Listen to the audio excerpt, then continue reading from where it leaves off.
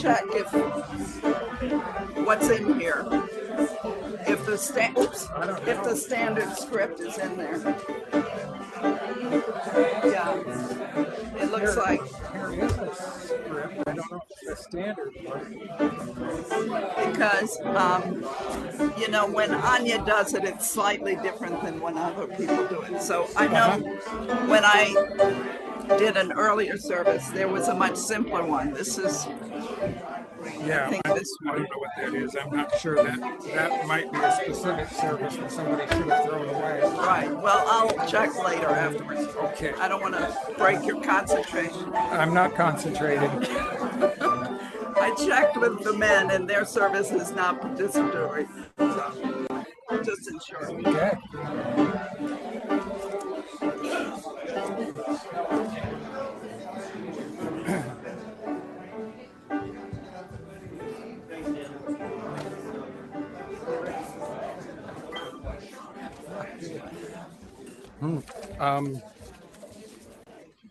Announcements. Let's see. Good morning. Timing is perfect. Welcome to the Unitarian Universalist Congregation of Danbury. My name is Todd Zagoric. My pronouns are he, him, and his, and I am this morning's Sunday service coordinator. And as always, we acknowledge that our fellowship hall is on the ancestral homeland of the Peguesit people, and we will do our best to maintain it for the good of the whole community. If this is your first time with us, we have a part-time minister, Reverend Tony Lorenzen. And when Reverend Tony is not in the pulpit, we have services led by guest speakers or by members of the congregation. And today, for example, our service has been prepared by 3 members of the congregation, Peter Horton, Alex Makai, and Joe Gillotti. And we are very grateful to them for having done that. They will be speaking to us about spirituality, which I suspect some of you could use. As it happens, Reverend Tony is on sabbatical this summer and will not be back until September. And until then, throughout the summer, our services will be led either by guest speakers or by members of the congregation. And speaking of summer, don't forget the water communion at the in-gathering service in September. Set aside a little bit of water somewhere from a place that's special to you, that has particular meaning. And then at that in-gathering service, we all pour our water into a common bowl. So now let's wave to the folks who are joining us online, and then say hello to your neighbor here.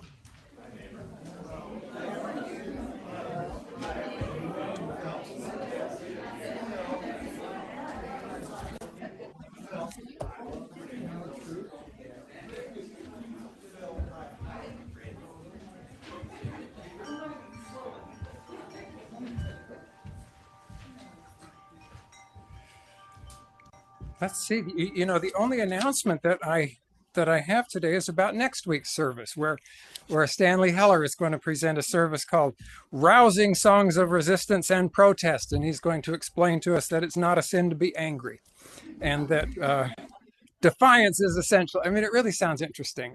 I know nothing about this service other than what is in the description and the order of service, but I think this should really be good. Combination of video and live performances. Wow. I don't know what numbers Stan is planning on performing for us, but I'm sure it'll be great. Folk, rap, Celtic punk, soul rhythms, Chilean and Italian songs, a man of many and diverse talents. Anyway, I'm looking forward to that. I'm sure everybody else is too. So those are the announcements for the day. And Joe Gillotti has some opening words for us.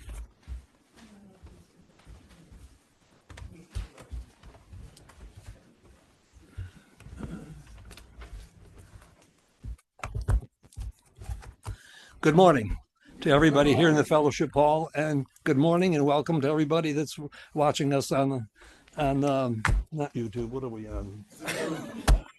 You're watching us anyway.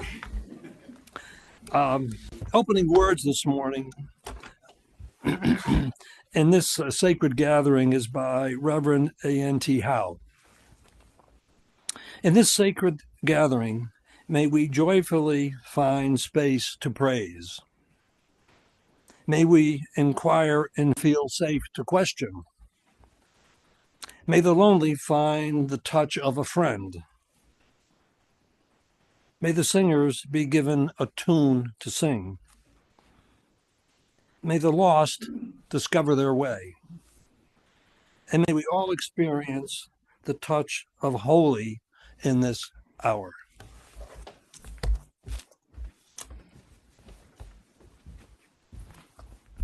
Thanks, Joe. Our opening hymn will be number 397, Morning Has Come. Please rise in body or spirit as you're able.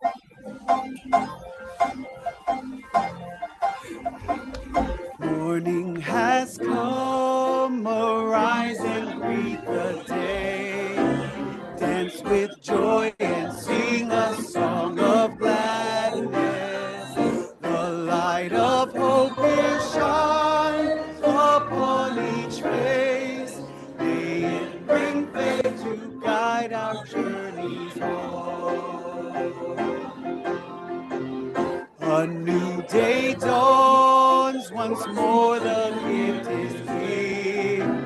Wonder fills this moment shared together. The light of peace will shine upon each face. May it bring faith to guide our journey home. Open our eyes to see that life abounds. Open hearts to welcome it among us. The light of love here shines upon each face. May it bring faith to guide our journey home.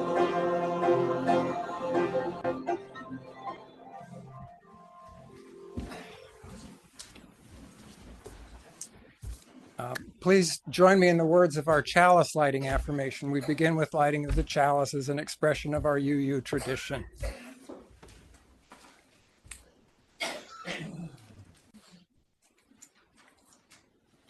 Love is the spirit of this congregation, and justice is its light. This is our covenant, to dwell together in peace, to seek and speak the truth in love, to help one another and celebrate life.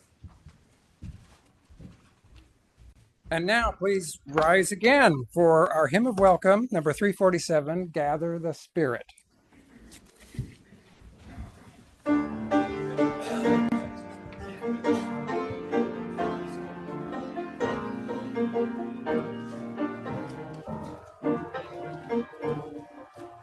Gather the Spirit, harvest the power. Our separate fires will kindle one flame.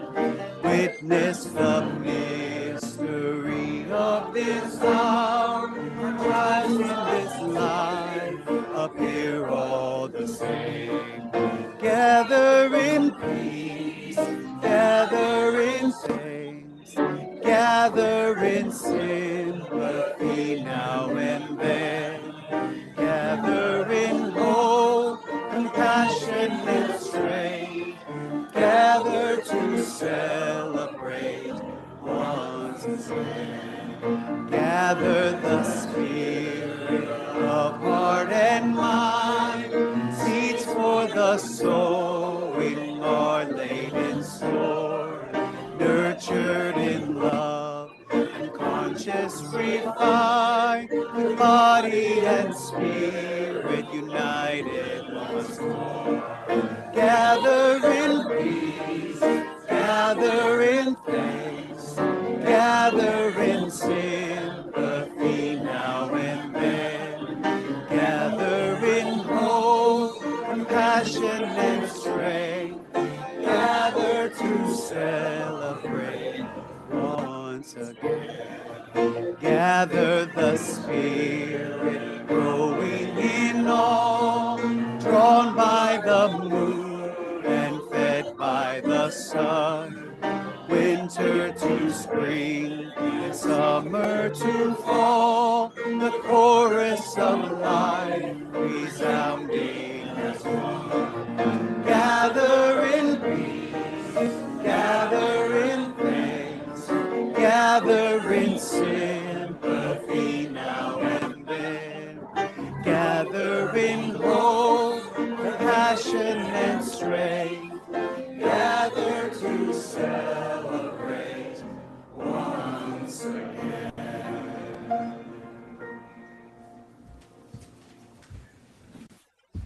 And now, join me in our children's affirmation. I don't see any children here in the fellowship hall, but perhaps online. You never know. We are Unitarian Universalists. We are people with open minds, loving hearts, helping hands. We care for the earth and each other. And now, our Time for All Ages story will be presented by Alex Makai. Thank you, Todd.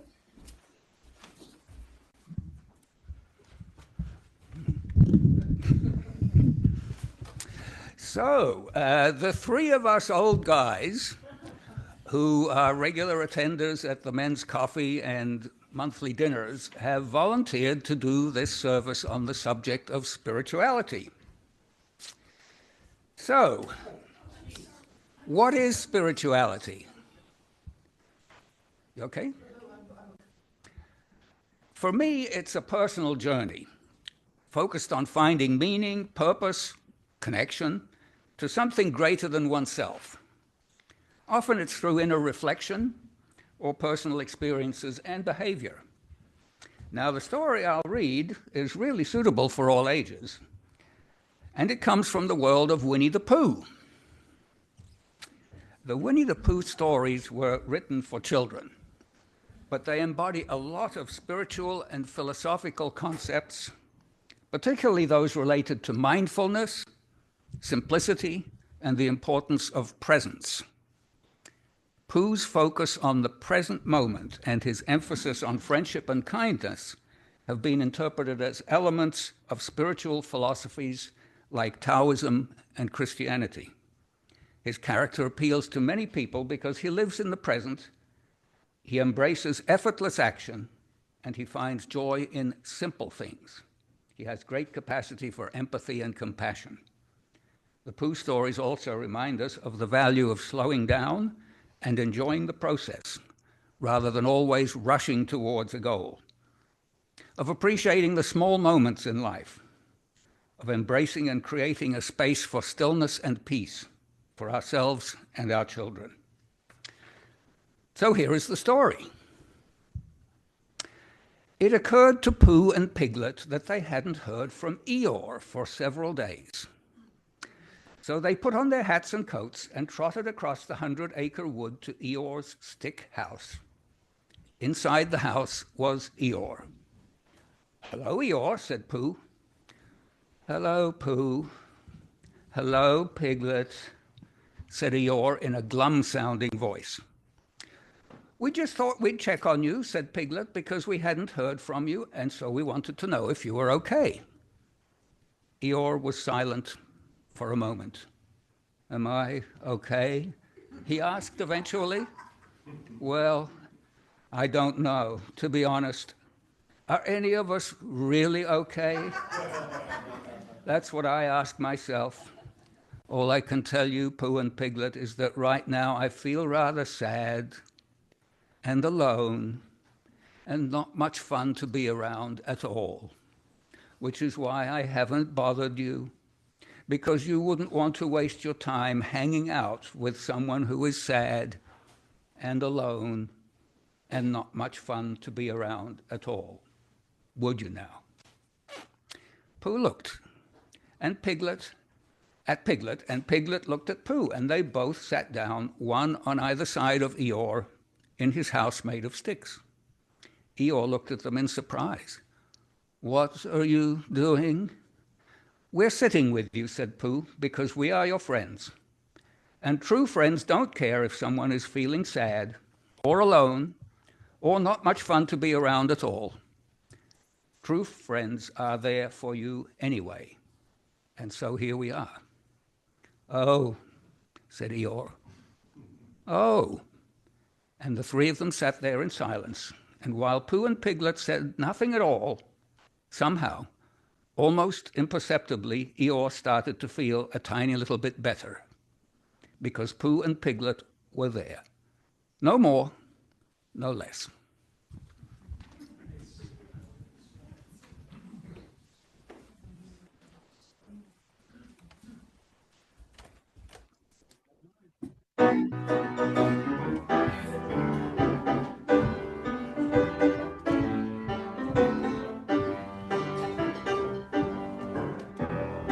This little light of mine, I'm gonna let it shine. This little light of mine, I'm gonna let it shine. This little light of mine, I'm gonna let it shine. Let it shine, let it shine, let it shine.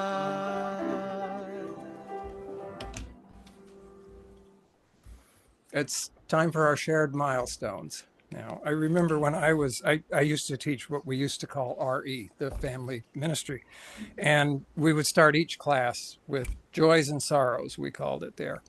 And I think it was the kids' favorite part of the whole lesson. I don't think they remember a word that I said, but they really enjoyed the joys and sorrows. And sometimes that would go on for like 30 or 40 minutes. And, and they wanted more than one turn. And I encouraged that because I just thought that was probably the most important part of the whole lesson anyway, because they got to know each other a little bit. They made some connections. Anyway, I think it performs kind of the same function for us too. And of course, we'll start with silent milestones. So if there's something that you would like to commemorate by coming forward and dropping a stone in the water, please feel free to do so now. And if you're joining us online, if you want to put an X in the chat, or if there's some other way that you want to mark a milestone, feel free.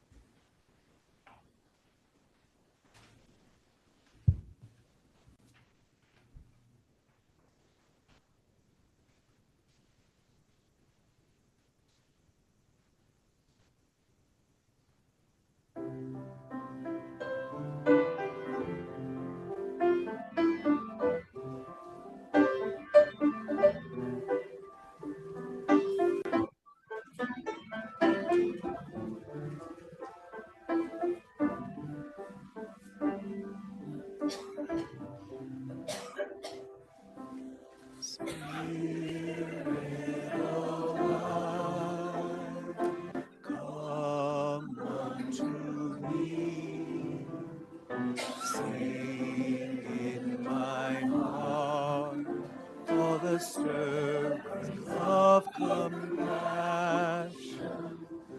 Oh, in the wind, rise in the sea, move in the head, giving life the shape of justice.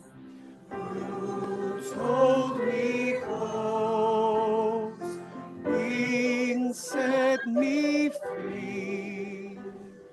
Spirit of life, come to me, come to me.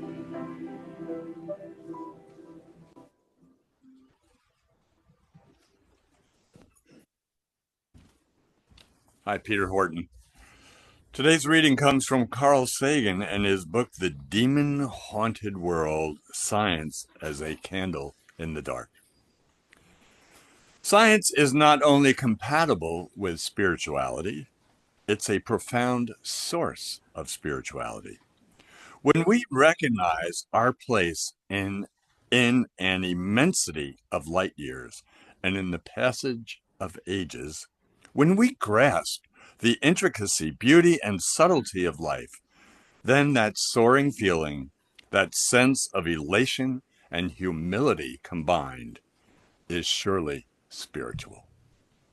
So are our emotions in the presence of great art or music or literature, or acts of exemplary, selfless courage, such as those as Mohandas Gandhi or Martin Luther King Jr.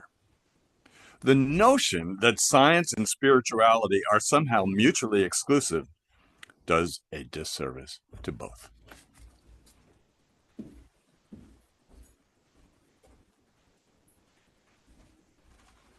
It's time now for our offering and our food collection for the Dorothy Day Hospitality Center. We appreciate your generosity. It's really important to the upkeep of the building and to the expenses associated with the congregation. So we thank you very, very much. Lots of ways to give. You're probably familiar with them. There's the QR code. There's the collection plate. You can mail a check to 24 Clapboard Ridge Road. You can go on the website and pay with Simple Give. Thank you. Thank you very much. And let's see, if you've got food for the Dorothy Day Hospitality Center, please hold that up. And I will go outside and see if there's a basket, and we'll come back and we can put those in it. Thank you. I'll take that.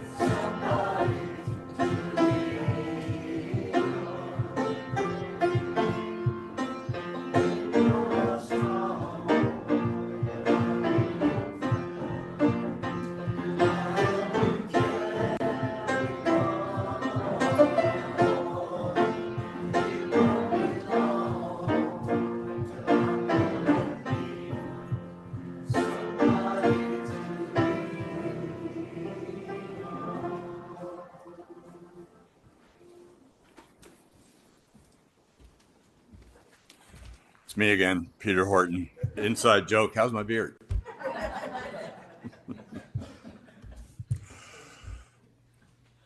Folks, my subtitle for today's message is Reluctant to Name It.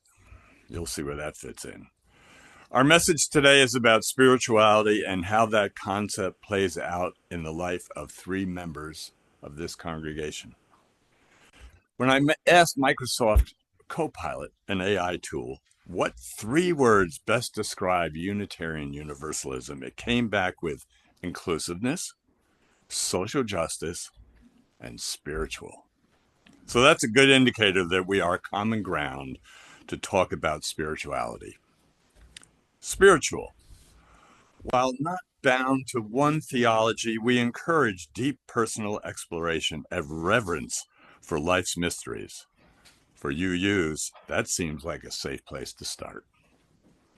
You're all going to hear from 3 of us, Alex, Makai, Joe Gillotti, and me. Alex Makai will talk to you about the elements that are part of his view of spirituality: authenticity, interconnectedness, love, inner peace, appreciation of nature, and positivity. Joe Gillotti will be taking a deep dive into the ancient Hindu beliefs that are foundational to modern religions and the sense of the spiritual that come with them. For starters, what I'm not going to do is define spirituality. Although I could, pretty easy, pull out my mobile device, get a nice definition, but I won't. One of the real problems in defining spirituality are the words themselves. The idea, the concept, the understanding of spirituality is laden with words that can act as anchors. Once we have called spirituality by name, are we tied to a particular understanding, a particular belief of what it is? That's an authentic UU question.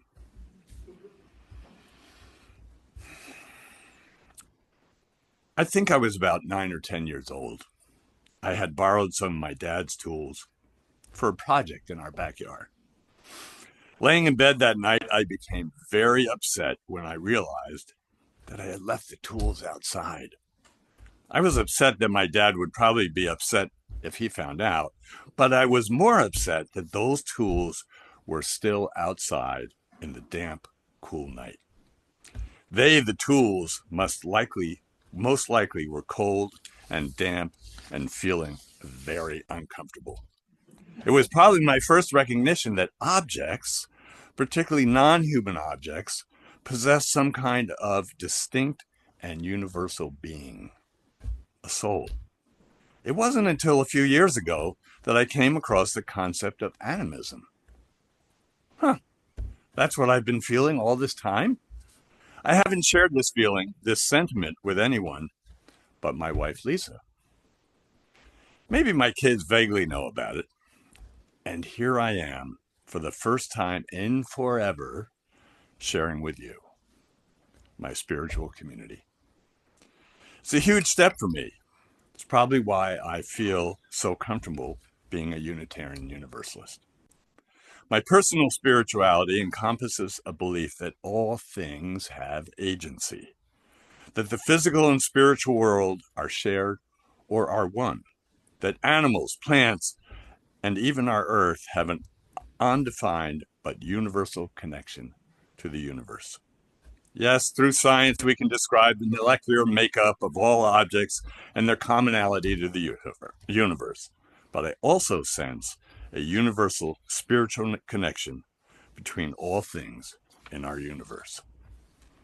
Our seventh principle, I still go for the seventh principle, respect for the interdependent web of all existence of which we are a part.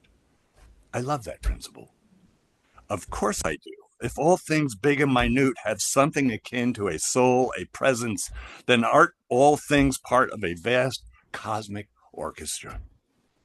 All the infinite parts of the universe are participating in the most complex symphonic piece of all time. Wait a minute, and did I just make up my own definition of oneness? Another tricky word? Oneness. Feeling spiritually connected to the universe. A sense of unity with nature, people, and even time itself. It's the realization that all existence contributes to a larger cosmic symphony. Now I have a personal problem. The word soul and the word oneness. Are they really the same coin, just a coin with more sides than we can understand? I really don't want to use those words. I particularly don't want to use the word soul. Oneness is a little more ambiguous, but still, there is a meaning to those words that constricts me. It anchors me to a common shared definition. Whoops. Well, that's an unfortunate place to get confused. Oh, there it is. Sorry. It anchors me to a common shared definition.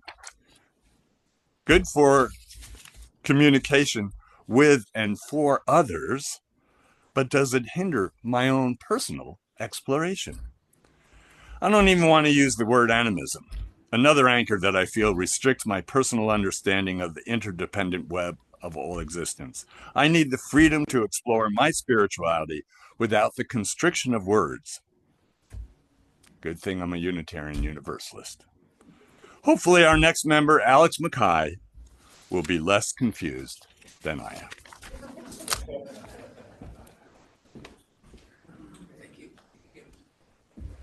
Confused. Oh, gee. Well, I'm going to continue this theme of spirituality as expressed through quotes from the Winnie the Pooh stories. And I still have my book that I got at about the age of 8 or 9 in Australia, complete with some notes. First, a few words about A.A. Milne, who was the author of the Winnie the Pooh stories. He was a British writer of children's poetry and books. He was born in 1882 and was a soldier in the First World War when in his 30s. The first Winnie the Pooh story was written for his young son, and it came out in 1925. So this is Pooh's centenary year. The character of Christopher Robin, the little boy in the stories, was based on Milne's own son, Christopher Robin Milne. His son's stuffed toy animals inspired the stories. There is Pooh, the bear, Piglet, the little one, Eeyore, the donkey who was always depressed, Kanga and her baby, Roo, and Tigger, the hyperactive tiger. So, as Peter explained, I'm going to just touch on a few elements that, to me, embody spirituality. It's not so much a journey as just a light touch. Authenticity, interconnectedness, love, inner peace, appreciation of nature, and positivity. You may notice some resonance with UU values, which isn't a coincidence. And I promise you this won't last longer than about 25 minutes. Sorry, just kidding. So let's start. Authenticity. Know yourself and be your own self.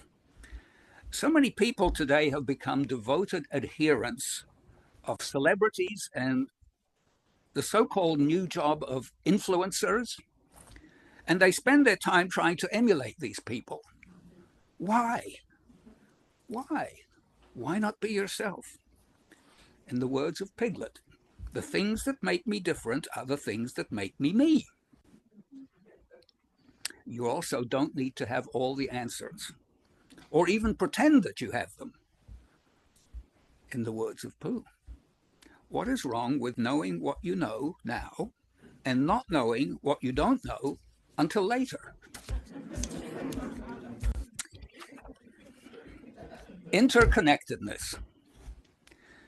It's easy to have lots of casual acquaintances, people you only see now and again, or maybe don't even see at all. Today you can have hundreds of Facebook friends, but are people really connected to those friends? How much more fulfilling would it be to take the time and energy to get to know even a smaller number of others? Pooh's words. You can't stay in the corner of your forest waiting for others to come to you. You have to go out and find them sometimes. A key component of interconnectedness really is service to others.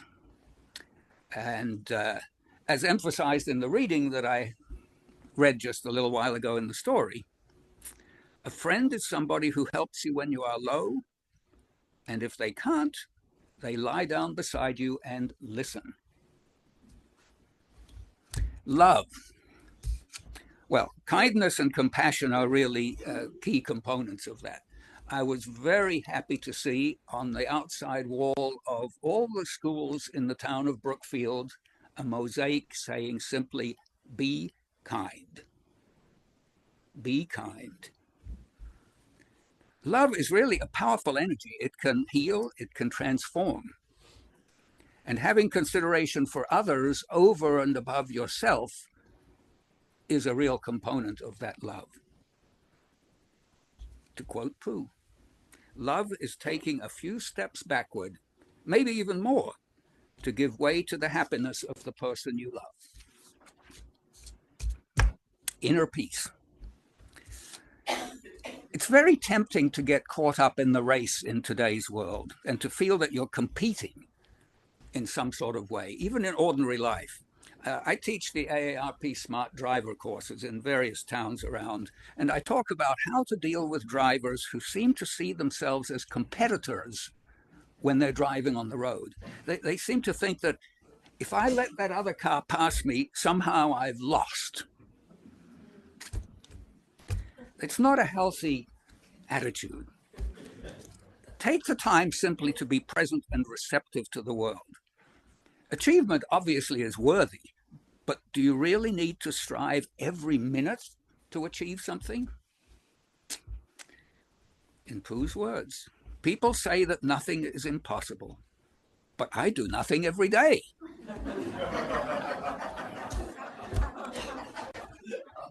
Appreciating the moment. Many of you will have heard of the slow food movement. I think it originated in Europe, where typically a lunch in Italy might take 2 or 3 hours, because it really encourages people to savor their meals, to leave time for conversation, and just to relax. We don't always have to be in a hurry. Pooh said that rivers know there is no hurry. We shall get there someday. Appreciation of nature. Well, this is very much related to inner peace, which I've just covered. Have any of you heard of the Japanese concept of forest bathing? Okay, the idea is that you just go out into nature, into the woods, into the forest with no agenda, simply to experience what's there and relax and de-stress. Because every moment doesn't have to be filled with activity.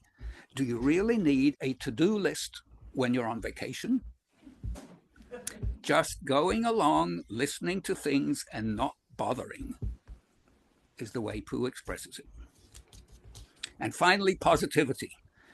With the presence today of 24-hour news and internet and social media and whatever, you can get information about what's happening every hour, everywhere in the world.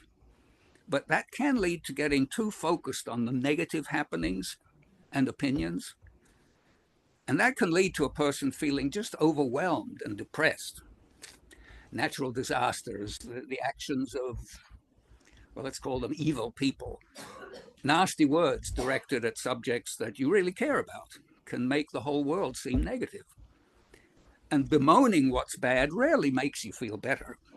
Now, I don't suggest becoming a hermit, but I wonder whether it might be healthier at times to take a more pragmatic view about what you can realistically do to change things for the better, and what, on the other hand, lies beyond your capacity to change.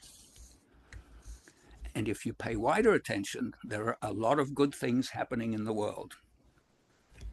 As Pooh said, it never hurts to keep looking for sunshine. The sun shines every day, even when it's hidden.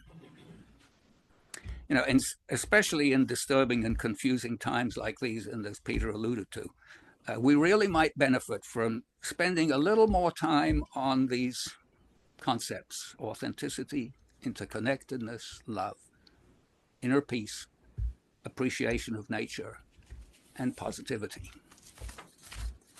And now it's time for Joe Gillotti. Thank you, Alex. Generally speaking, I'm quite satisfied with my decision-making process. However, I'm not too sure this morning, after being third behind two really excellent speakers, not sure I made the right decision. The three of us didn't discuss what aspect of spirituality we were going to talk about. We just left it randomly. And I'm very impressed with the perspective that we've heard from Peter and from Alex this morning. Mine, however, is going to be slightly different. Pragmatist that I am, I'm going to go just a little bit deeper into the spirituality. So I hope there's something here for everybody. The meaning of spirituality. There are so many meanings associated with spirituality. Ask 10 people to explain their views on spirituality, and you might get 10 different answers. Spirituality is a concept that transcends religious affiliation. It is important to understand that an individual can be spiritual and can lead a spiritual life without adhering to any specific religion, faith, creed, or belief system. My talk this morning comes from the fundamental precepts of the Hindu religion. The ancient Hindus' beliefs have provided the foundation for many of today's modern religions.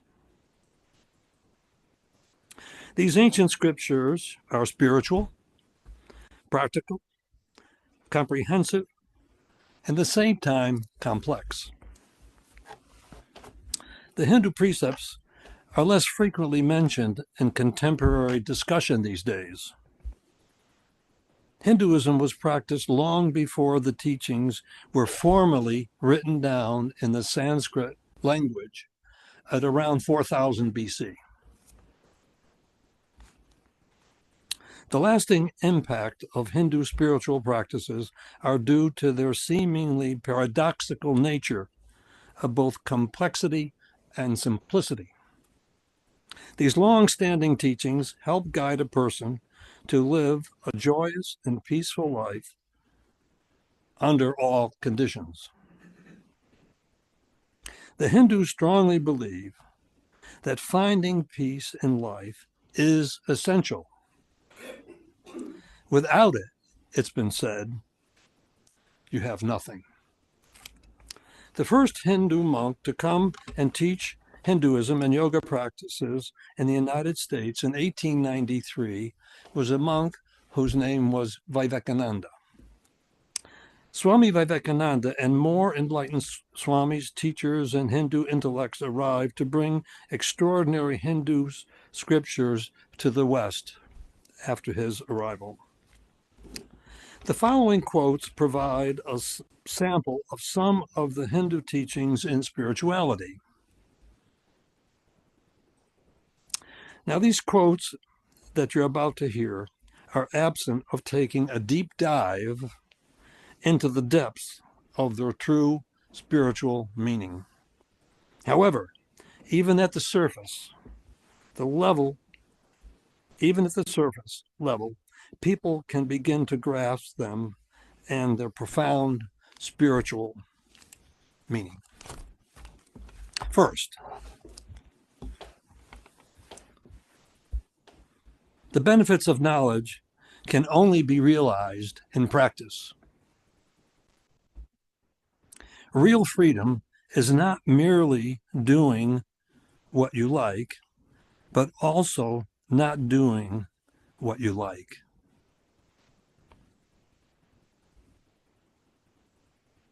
Things do not grow better. Things remain as they are. It is we who grow better due to the changes we make ourselves. How to succeed in life. Be good, do good. An ounce of practice is worth a ton of theory. Illness begins with I. Wellness begins with us. Conquer your thoughts and you'll conquer the world. I don't mind what happens. Giving is the secret of abundance. Make no appointment and have no disappointment. Finally, a student asked a question of the teacher. Why is it so difficult to be disciplined? Why is it so difficult to be disciplined? The teacher, the Reverend Sri Swami Satchidananda, answered, it's part of nature. There is a natural gravitation that makes it easy to push things down and hard to lift them up. The pull is there, but we have been given the capacity to face it and rise above it. That is discipline. Spirituality need not be complicated. Spirituality entails making a conscious decision, fully committing to a spiritual discipline of your choice, according to your need, temperament, and understanding. This commitment necessitates continuous dedication and practice, ongoing, throughout one's entire life. Hinduism suggests that the fleeting happiness experiences that we all depend on in our daily lives are inconsequential compared to the deep joy and inspiration offered by Hindu teachings and spirituality. Embracing a spiritual philosophy of your choice, whatever that may be, can lead to a place of enduring, permanent inner peace and joy. When and how to begin a spiritual practice? First and foremost, a person starts to realize that nothing outside can bring you happiness, joy, and permanent peace. To begin a spiritual practice, a person needs to learn how to penetrate the ego. Then take the first simple yet powerful steps forward to discover spiritual reflection and many of its possibilities. Consider the following. This is one of the simplest forms of spirituality that can be practiced and enjoyed by everyone. First, above all, I must make every effort not to hurt myself in thought, word, and deed. Second, I must make every effort not to hurt another person in thought, word, or deed. This also includes the absence of criticism, both verbally and non-verbally. And then finally, do all that I can to support the greater good. To be successful in spirituality, a person must be sincerely dedicated. Believe at some level that it is possible. Discover what works best for them according to their beliefs and values. And finally, discover the historical knowledge and lessons necessary that will guide them along the slippery slope of the spiritual path. Thank you.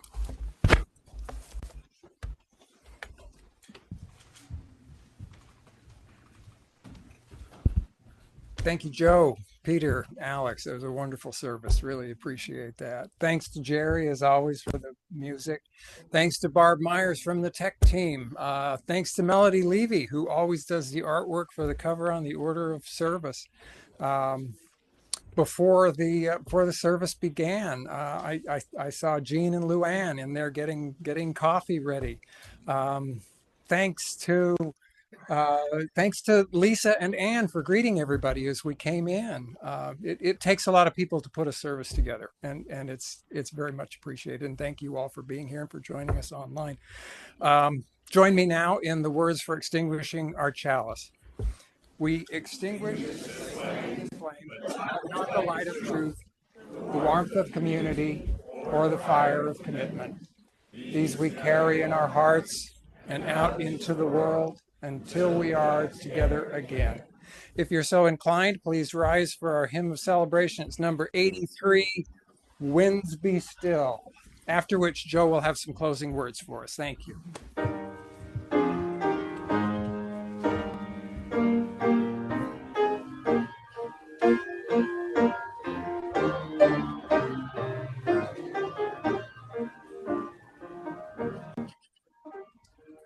Winds be still, storm clouds pass and silence come. Peace grace this time with our Fly, bird of hope, and shine, light of love, and in calm let all find tranquility. Bird, fly high, lift our gaze toward distant view, help us to sense life's mystery. Fly high and far and lead to see how we through the winds of eternity. Light shining, illuminate our inward view, help us to see with clarity. Shine bright and true, so we may join our songs in sound that become oh, symphony.